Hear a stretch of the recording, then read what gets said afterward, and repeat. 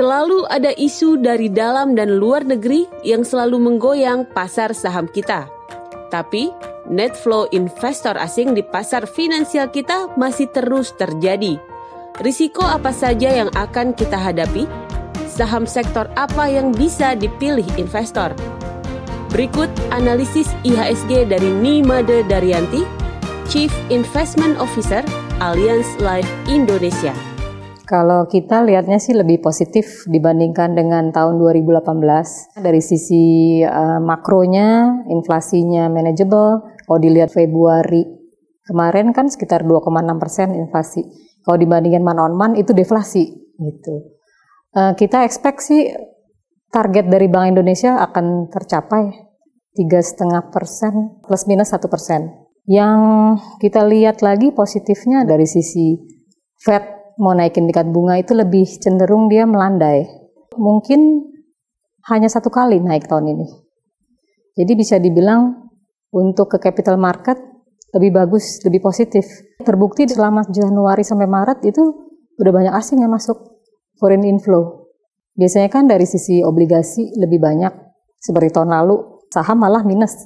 Tapi sekarang banyak dari sisi investor saham dan juga investor obligasi. Kita sih lihatnya dua ya, dari sisi internal dan global. Global semuanya sih lihatnya sama ya, dari sisi trade war yang nggak selesai-selesai, tapi paling nggak kan udah ada sedikit titik terang lah.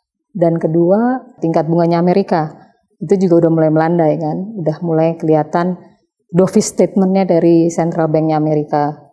Kemudian yang ketiga kita lihat pergerakan dari harga minyak. Nah itu yang akan membahayakan APBN 2019.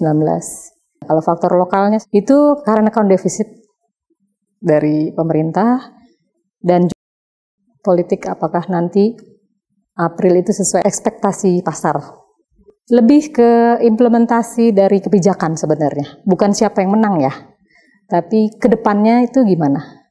Kalau dari return kita biasanya ngelihatnya EPS, kalau dilihat dari forward price earning ratio PE-nya itu sekitar 10-15%.